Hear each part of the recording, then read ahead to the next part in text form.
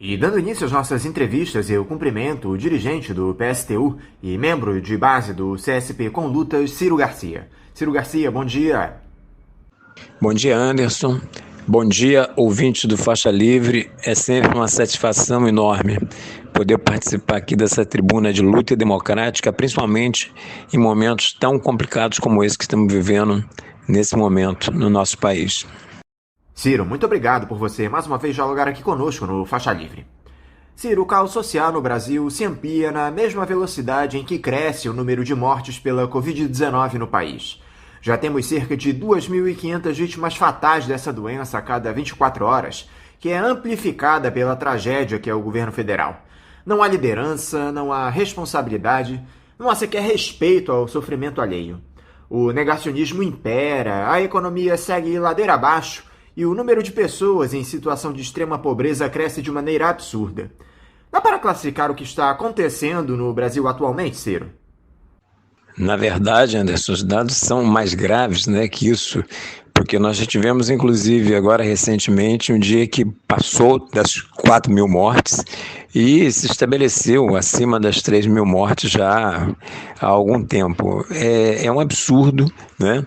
Eu digo que a gente tinha o pior governo para enfrentar uma situação como essa, de uma pandemia, um negacionista, mas mais que isso, uma pessoa que não tem nenhum comprometimento com a vida humana, principalmente com os setores mais pobres, com os setores mais vulneráveis, né? E é um verdadeiro descalabro, né? O que nós estamos vivendo no nosso país. A gente tem aí o sistema de saúde à beira de um colapso, né? Nós temos uma crise econômica brutal e aí o governo federal, em conluio com o Congresso Nacional, vota um auxílio emergencial ridículo de R$ 250, que não alcança nem metade da cesta básica, segundo dados do DIEESE, né? E você, além de tudo, além de enfrentar um governo federal negacionista, né, e completamente descomprometido com a saúde da população trabalhadora brasileira, você ainda tem governos e prefeitos que tomam medidas à meia boca, né? Governos que, na verdade, tomam medidas paliativas, que não enfrentam, de fato, né, a questão da pandemia. E óbvio que por trás do negacionismo de Bolsonaro e dessas medidas, né, capengas dos governadores e prefeitos, está a pressão do empresariado, né, que dá muito mais importância ao seu lucro do que à vida humana. Então, nós, para revertermos essa situação, precisamos sim de uma quarentena geral no nosso país, né, de pelo menos 20 a 30 dias, segundo, né, os epidemiologistas, com um auxílio emergencial que de fato dê condições para as pessoas poderem cumprir com fazerem esse lockdown, e auxílio também para os micro e pequenos empresários, né? Então, são medidas que têm que ser tomadas, licença remunerada para os trabalhadores, só funcionar efetivamente setores essenciais, e setores essenciais mesmo, no caso, por exemplo, tem que ser o que é essencial hoje? É o que está voltado para o combate à pandemia. Essencial é você produzir, por exemplo, insumos, né, para poder garantir que o SUS possa se dedicar à saúde das pessoas. É fazer reconversão na indústria, quebrar patentes e permitir que as pessoas, por exemplo, possam, que empresas possam fabricar vacina, aquelas que têm condições de fazer uma reconversão, e isso passa por uma quebra de patentes. Então, eu acho que esse conjunto de medidas que poderão resolver a nossa situação. E óbvio que tudo isso tem que tirar de quem tem, que é tirar dos ricos, coisa que não se faz aqui nesse país. É taxar as grandes fortunas, é taxar o lucro das grandes empresas, e a partir daí nós temos condições de garantir todas essas medidas, por recursos tem. Agora, os recursos sempre vão para os cofres dos grandes empresários e dos banqueiros desse país. A respeito justamente desse cenário trágico, Ciro, vocês do PSTU lançaram um artigo chamado Reflexões sobre a evolução do colapso sanitário provocado pela Covid-19 no Brasil, onde avaliam tudo o que se coloca diante desse drama brasileiro. Eu gostaria que você falasse um pouco sobre as conclusões que vocês chegaram nesse artigo. Fala um pouquinho sobre ele, por favor. De alguma forma eu acabei me antecipando, né, na pergunta anterior sobre algumas coisas, mas objetivamente, né, o que a gente coloca nesse artigo é a tragédia, né, que nós estamos vivendo, onde você tem, por um lado, um governo federal negacionista, totalmente irresponsável, onde você tem também atitudes irresponsáveis das outras instituições, como, por exemplo, a liberação aos cultos religiosos pelo ministro Cássio Marques, lá do Supremo Tribunal Federal, ou a questão você, em plena pandemia, aprovar um orçamento, né, para o país que vise muito mais as emendas eleitoreiras, né, dos deputados, principalmente dos deputados ligados ao Centrão, que hoje dão base de sustentação ao governo Bolsonaro, do que voltado para a necessidade, tirando verbas, inclusive, da saúde, né, no momento de pandemia, tirando verbas da educação.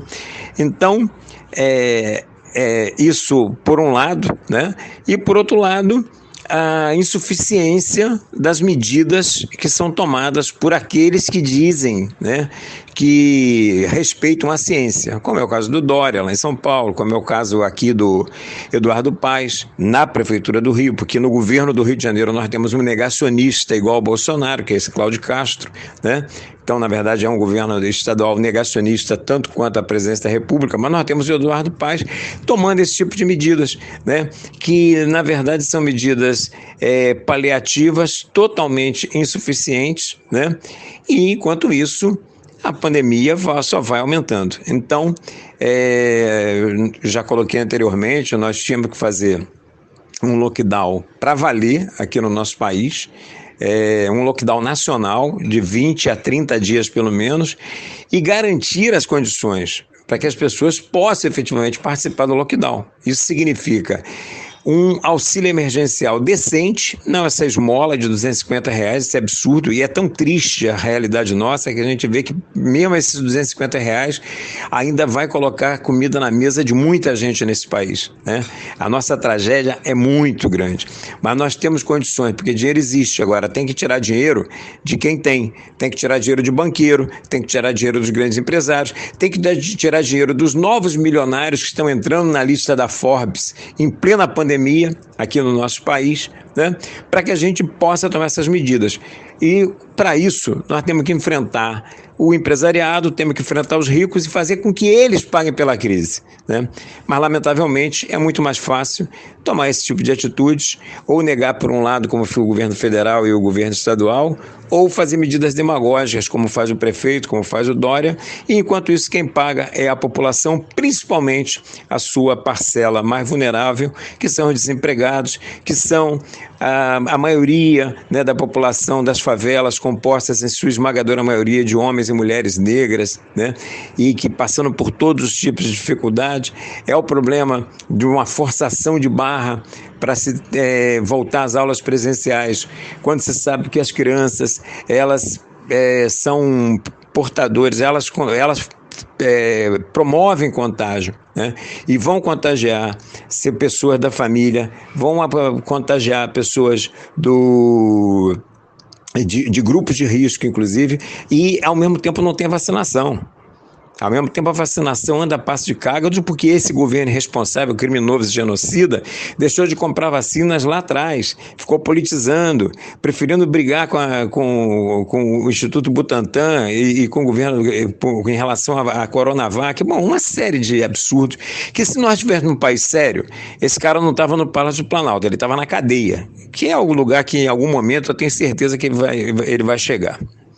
Uma dúvida que cresceu ainda mais nos últimos tempos, Ciro, se refere à possibilidade de o Jair Bolsonaro implementar um autogolpe com apoio das Forças Armadas e das corporações policiais.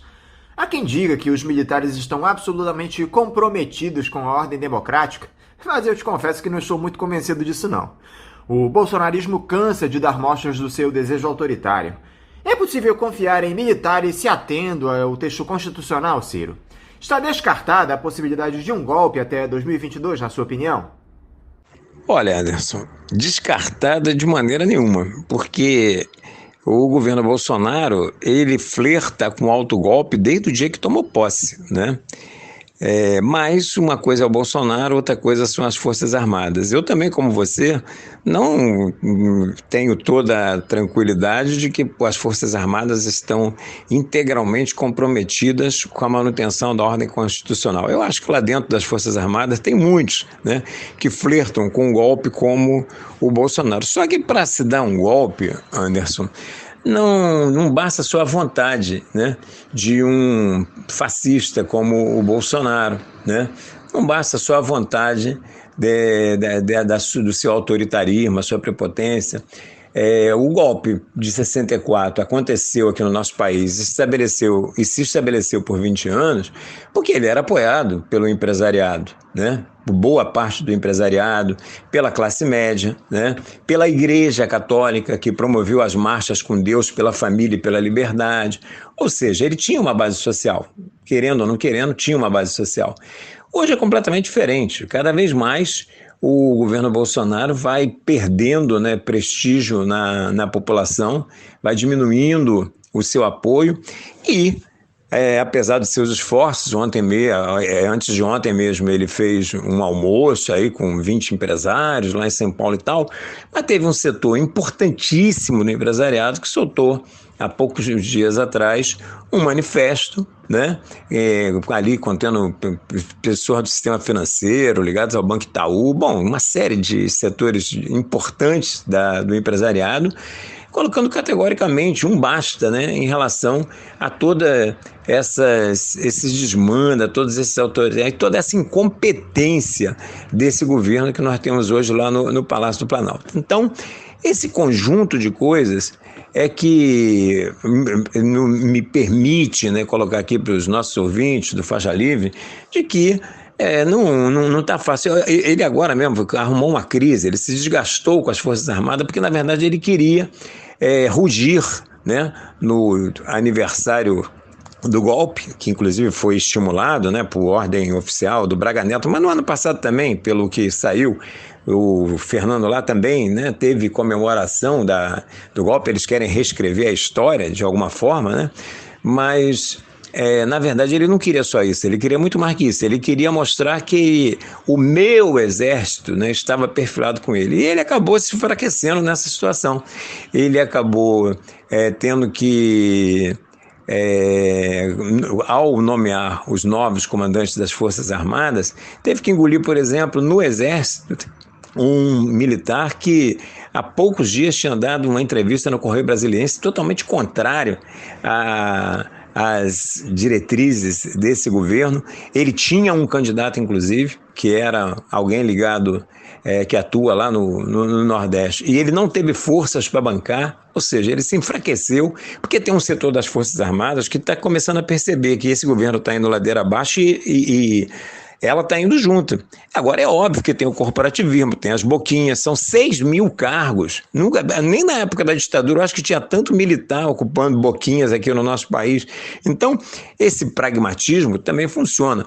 Mas daí a isso a se consubstanciar num apoio a um golpe, vai uma diferença muito grande. O que ele ainda tem são aí a tentativa, não é que ele tem se esforçado muito, né, no sentido de as baixas patentes, principalmente as polícias militares, as milícias, né, porque ele é um governo de milicianos, então tudo isso aí, sem dúvida alguma, são bases de apoio, mas isso não é muito pouco para você ter uma sustentação social para um golpe, para um autogolpe, entendeu? Esse cara daqui, eu espero que antes de 2022, né, vai ser apenas página virada da história, como o pior presidente que esse país já teve desde a proclamação da República. Enquanto o debate se acirra, Ciro, os parlamentares seguem legislando, privilegiando seus próprios interesses e os daqueles que os financiam. O Congresso aprovou a aquisição de vacinas contra a Covid-19 por empresas, antes que o Programa Nacional de Imunização atenda integralmente aos grupos prioritários, ou seja, é mais uma vez o capital se colocando à frente da vida dos brasileiros. Quem tem dinheiro consegue se imunizar antes da maioria da nossa população. É mais uma lei criminosa essa aprovada pelo Congresso, Ciro. Como diz o professor da UFRJ, Leonardo Valente, é o necroliberalismo atuando. Sem dúvida, Anderson, essa lei é um absurdo, né? É exatamente, mas é a cara, né, do capitalismo e principalmente do capitalismo brasileiro. Vidas importam, vírgula, desde que você tenha dinheiro para pagar, né? É assim que é tratado, por exemplo, a questão da crise dos leitos em UTI. Quando você tem leitos em UTI, por exemplo, na rede privada, sobrando e as pessoas morrendo por falta de leito na rede pública. Então, isso aí é uma outra medida que tem que ser tomada, que é a estatização dos leitos privados, né, sob controle do SUS. Não estou falando nenhum absurdo, a Espanha fez isso para combater a pandemia. Isso é uma medida, inclusive, dentro do próprio capitalismo, mas que aqui é o contrário. Aqui o SUS aluga leitos de UTI da rede privada, pagando mais que o normal, ou seja, mais uma vez privilegiando o lucro desse setor do empresariado. Então, essa lei é um absurdo. Eu espero que alguém que questione, inclusive, a sua constitucionalidade, porque ela, para mim, é a demonstração inequívoca do que é o capitalismo brasileiro, né?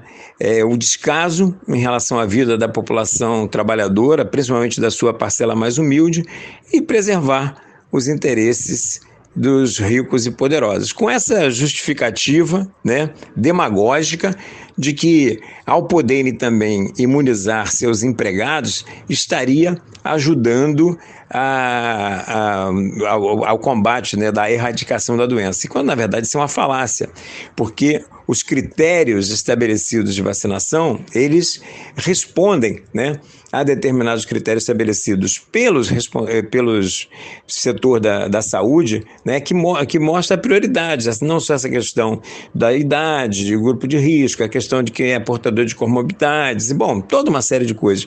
E esse projeto aí é nada mais nada menos que um projeto descarado de fura-fila, a cara do empresariado brasileiro. E esse orçamento de 2021 indecente aprovado pelo Congresso, Ciro? O Ministério Público já pediu para o Tribunal de Contas da União alertar o presidente Jair Bolsonaro sobre a possibilidade de crime fiscal, caso ele aprove esse orçamento, que engordou os recursos para as emendas parlamentares e as Forças Armadas, além de tirar da saúde, da educação, do meio ambiente, do censo demográfico.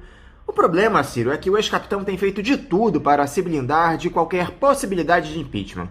Ele participou na última quarta-feira de um jantar com representantes de algumas das maiores empresas do Brasil, entre eles o André Esteves, do Banco BTG, o Luiz Carlos Trabuco, do Bradesco, o Flávio Rocha, do Grupo Guararapes, isso para citar apenas 3 dos 20 que estiveram presentes no encontro.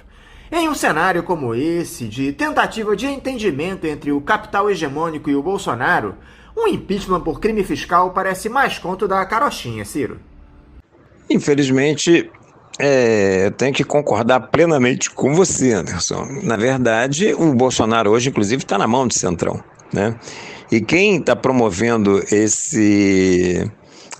essa proposta de orçamento absurda são exatamente os parlamentares encabeçados pelos parlamentares do Centrão. Então, quer dizer, eles querem tirar verbas da saúde no momento que nós estamos em plena pandemia, da educação pública, não só do setor da educação básica, mas também das universidades públicas, acabar com a possibilidade do censo, né? Isso gerou uma crise, inclusive, que culminou com a saída da presidente do IBGE, e que é deixar a gente completamente sem diagnóstico, é deixar um país completamente sem possibilidade de você poder produzir políticas públicas sabendo qual a realidade do país. É um crime, né? Essa questão da inviabilizar o censo, ou seja, uma série de medidas que estão sendo tomadas, né, para favorecer, como você falou, as Forças Armadas, que estão sendo ultra privilegiadas nesse governo, né, além das boquinhas, né, nas empresas estatais, né, e nos cargos de governo. Você tem aí, volta e meia, denúncia na imprensa, né, dos seus cardápios, né, daquilo que está sendo comprado, né, para os militares. E te garanto que isso aí é para o alto escalão, porque, o soldado raso que está lá na base, que é o filho da classe trabalhadora, que é o ligado à classe trabalhadora, ele está comendo um rancho lá, entendeu? Igual o povo aqui. Mas esse alto escalão que é ligado, né, às classes dominantes estão passando aí, né, deitando e rolando com essas verbas que estão sendo liberadas aí para eles a todo instante. O que acontece de contraditório, né, é que esse orçamento ele enseja pedalada fiscal, ele embute pedalada fiscal, que foi exatamente aquilo que derrubou a Dilma Rousseff, né? Muita gente pensa que a Dilma caiu por conta dos escândalos, do mensalão, do petrolão, da Lava Jato. Não, o problema da Dilma foi a questão da pedalada fiscal, né? Execução orçamentária do executivo sem a devida aprovação do legislativo. Mas aqui, de uma outra maneira, também enseja uma pedalada fiscal. E dizem, né, que o Centrão, ele, além de colocar o preço lá em cima, quando ele vê que o governo está descendo na ladeira abaixo, ele vai até a beira do túmulo, mas ele não pula junto, né?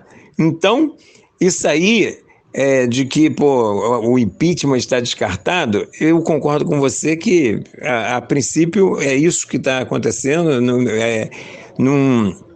não é a hipótese mais provável. Agora, se aumenta a insatisfação, se a popularidade do governo começa a cair a níveis maiores do que caíram até agora, e principalmente por um detalhe, que é a grande contradição que nós temos, é a impossibilidade, fruto da própria pandemia, de mobilizações de rua, né, para poder, de fato, potencializar a luta pelo fora Bolsonaro e Mourão, né?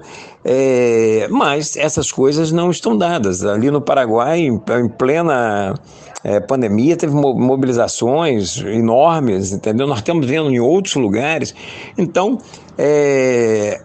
a gente tem que ir trabalhando com cenários. Não é o cenário mais provável, tá?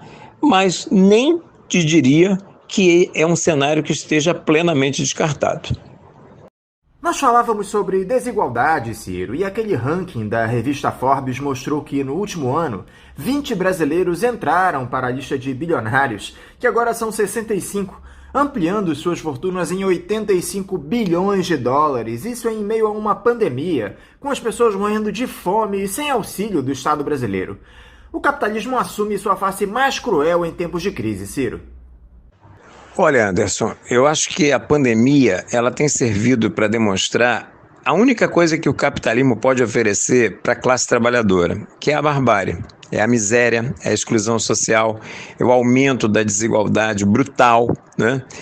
E, lamentavelmente, nós assistimos isso com o empobrecimento da própria classe média, né, que muitas vezes dá base, né, para esses governos de direita, não só como Bolsonaro aqui, Trump lá nos Estados Unidos e em outros lugares, por não perceberem, né, que na verdade é o sistema capitalista que faz com que elas estejam passando por esse processo de deterioração das suas condições econômicas, das suas condições de vida, por conta de uma crise que está aberta desde 2008 e que não foi fechada, e que eles fazem que quem paga essa crise sejam os trabalhadores, os pobres, entendeu? Incluindo aí, né, os setores da classe média que não tem muita consciência de qual é o seu real papel na sociedade, né? Eles são trabalhadores, fazem parte do proletariado, mas eles pensam que estão no andar de cima, né? Aquela metáfora, né? Aquele cara que come sanduíche de presunto e arrota caviar, não é isso? Bom, mais concretamente, existe um setor cada vez mais minoritário que tem lucrado e muito. E nós vivemos num país que não existe, por exemplo, imposto sobre grandes fortunas. Esse é um absurdo.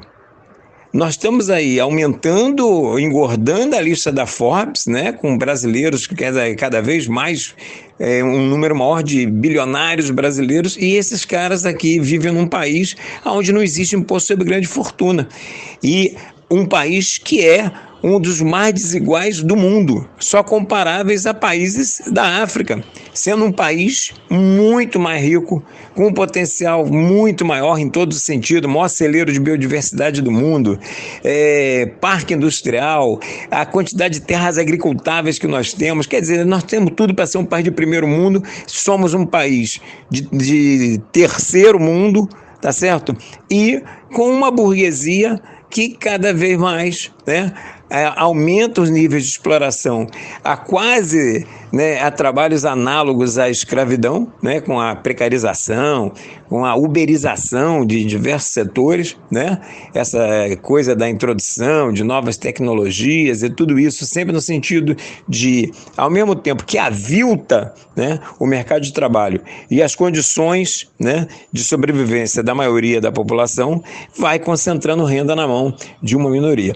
Então, isso é um dos tantos absurdos desse sistema capitalista, por isso nós, trabalhadores, temos que construir uma alternativa, né?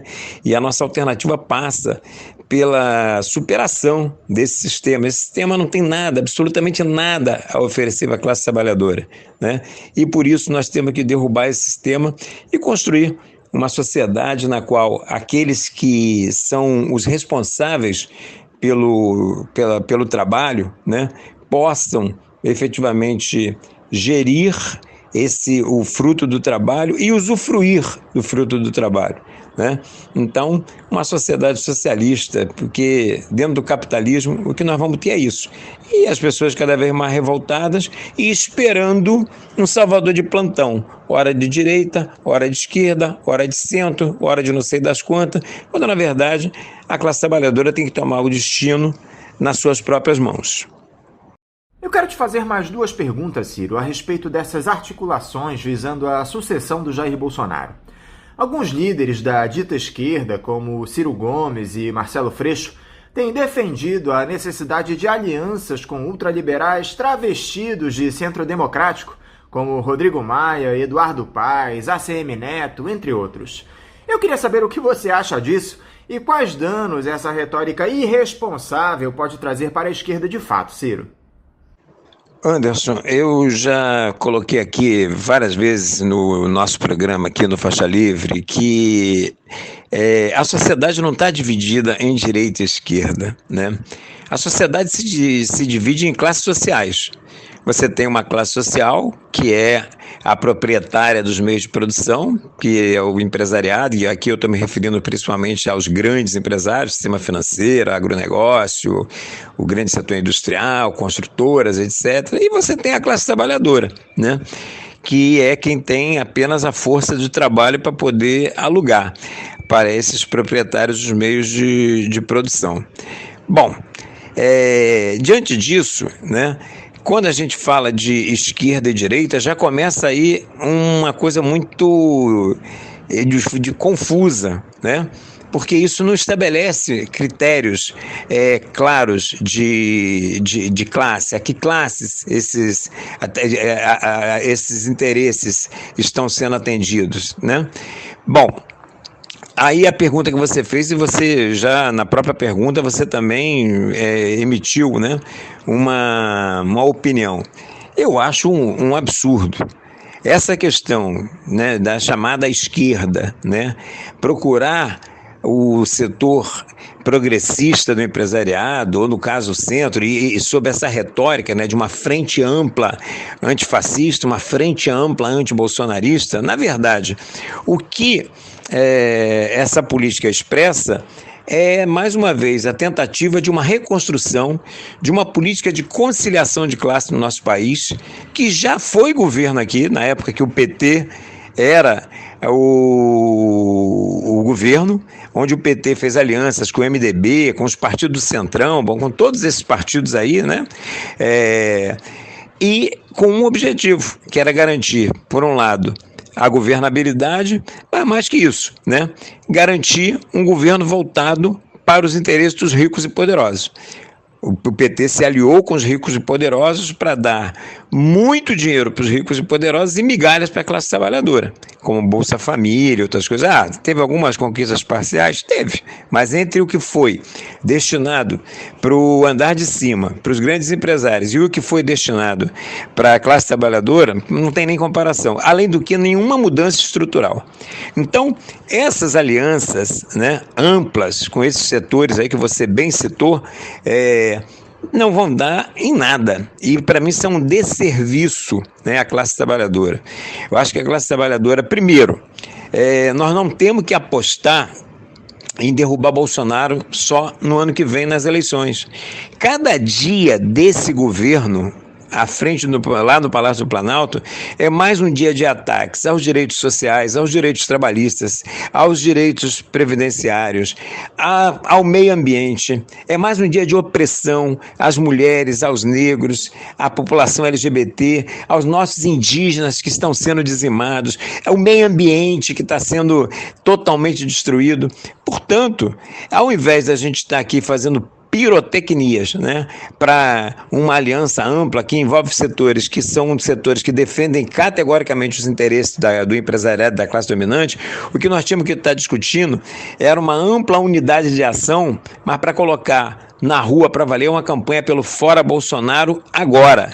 Nós precisamos derrubar esse governo agora, o quanto antes. Nós não temos que esperar a eleição de 2022. Então, acho que essa é a tarefa que está colocada para aqueles partidos que se reivindicam de esquerda de fato. E que, lamentavelmente, grande parte deles estão mais preocupados nesse tipo de aliança que você acabou de falar aí, que além, né, das dificuldades de entendimento, nas tratativas e tal, o resultado final é uma conciliação de classe que vai favorecer, mais uma vez, o grande empresariado em detrimento das necessidades cada vez maiores dos setores explorados e oprimidos aqui do nosso país. A possibilidade de o Lula ser candidato sem romper com as reformas, dizendo que vê com bons olhos transformar Eletrobras e Caixa em empresas de capital misto, buscando a dona do Magazine Luiza para compor a sua chapa, resolve o problema da classe trabalhadora, Ciro? É a alternativa viável ao bolsonarismo, na sua opinião? De maneira nenhuma, Anderson. Acho que essa experiência o povo brasileiro já fez. O lamentável é que a tragédia desse governo Bolsonaro é tão grande que vai ter uma grande parte da população pensando, naquela lógica do menos pior, né? E aí, com todas as denúncias de corrupção e tudo que aconteceu, vai ter gente que pragmaticamente pode chegar a essa conclusão de que no tempo do Lula era menos pior, né? Porque lá pelo menos teve isso, teve aquilo. E, concretamente, esse governo, como eu já coloquei anteriormente aqui, foi um governo de conciliação de classes, um governo que não fez nenhuma mudança estrutural aqui no nosso país para favorecer de fato, né, aos setores explorados e oprimidos da população. É um governo que conciliou com o empresariado para governar para o empresariado. E agora mesmo, né, você citou aí a menção que ele fez em relação à Caixa Econômica Federal, em relação à Furna, no sentido de tentar abrir seu capital, né, transformá-las em sociedades de economia mista, para que elas possam, né, ter ações na Bolsa de Valores e tal. Mas não é só isso, né? Na verdade, o que ele está... quando ele faz essa declaração, ele está querendo flertar com o mercado, né? Dizer para o mercado que ele é uma pessoa de confiança e que essa agenda do Paulo Guedes ela pode continuar, mesmo no governo lulista. Ou seja, as privatizações, né? Teve inclusive uma postura dele bastante covarde até, eu diria, quando foi perguntado numa entrevista que ele deu há pouco tempo aí sobre a questão da corrupção na Petrobras, que se o PT não faria uma autocrítica da corrupção que havia na Petrobras e tal, e ele disse que as pessoas indicadas politicamente não cometeram corrupção, quem cometeu corrupção foram funcionários de carreira. Como assim? Né? Até parece que numa empresa estatal os funcionários as pessoas até podem, né, como está acontecendo lá no Banco do Brasil agora, tem um bolsonarista de carreira na presidência do banco. Mas quem coloca as pessoas nas diretorias, quem faz mesmo quando são funcionários de carreira, são os governos de plantão. Então, é uma saída fuleira, desrespeitosa ao funcionalismo da Petrobras de carreira, que não tem nada a ver com o que aconteceu lá, entendeu? São pessoas que vão lá, que dão seu sangue, que para uma empresa que é um orgulho nosso, tá entendendo? E ele me vem com uma coisa dessa, com esse objetivo, né? Primeiro, de não assumir suas responsabilidades, ponto 1, ponto 2, essa coisa da sinalização ao mercado, que vai ser uma obsessão, né? Agora, mostrar que, de novo, o mercado pode confiar. Anderson, eu utilizaria, né, uma metáfora que eu acho que deixa bem claro qual é essa situação, que é quando o Fachin anula, né, o julgamento lá do apartamento do Guarujá, e começa do zero lá em Brasília, na Justiça Federal de Brasília e tal, e aí com isso o Lula passa a ser elegível. Eu acho que, por exemplo, o Supremo Tribunal Federal, assim como o Poder Executivo e o Poder Legislativo, eles estão a serviço da classe dominante, estão a serviço do grande empresariado desse país. E acho que a medida tomada pelo Fachin é no sentido de que aquele jogo que está acontecendo e o Lula sentou já no banco de reserva, né? E a burguesia brasileira pode vir a sentir necessidade de lançá-lo novamente, como lançou em 2002.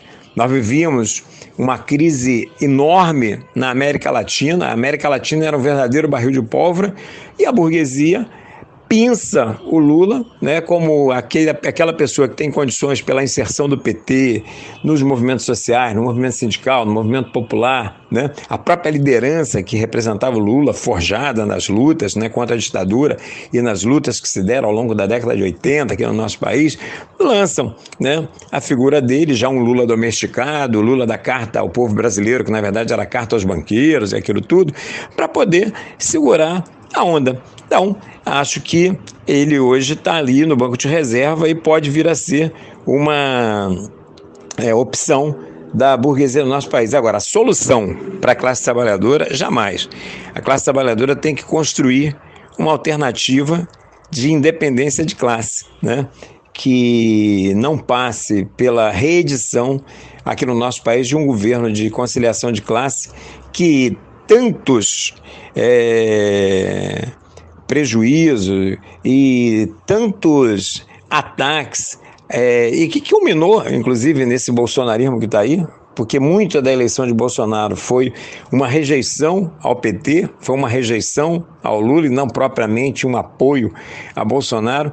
Então, isso não pode ser de maneira nenhuma alternativa novamente para o nosso país. Espero que a classe trabalhadora construa, de fato, uma alternativa de independência de classe, onde os partidos ligados, de fato, aos interesses da classe trabalhadora tomem, né, formem um programa, um projeto, agora um programa que rompa com essa situação.